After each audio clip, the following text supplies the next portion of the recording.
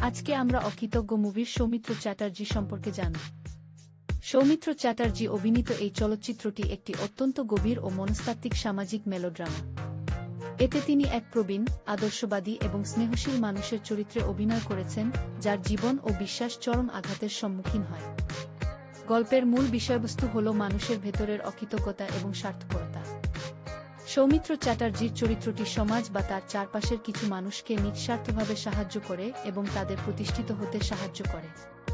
কিন্তু পরবর্তীতে সেই মানুষগুলোই যখন নিজেদের স্বার্থসিদ্ধির পর তার সাথে বিশ্বাসঘাতকতা করে এবং তাকে ভুলে যায়, তখন তার মনের ভেতরের যে কষ্ট ও একাকিত্ব তৈরি হয়, তা সৌমিত্র বাবু তার অসাধারণ ও জীবন্ত অভিনয়ের মাধ্যমে পর্দায় ফুটিয়ে তুলেছেন। মানুষের সম্পর্কের জটিলতা ও নৈতিক অবক্ষয়ের বিরুদ্ধে এই গল্পটি এক চরম বাস্তবতার দলিল হিসেবে উপস্থাপন করা হয়েছে।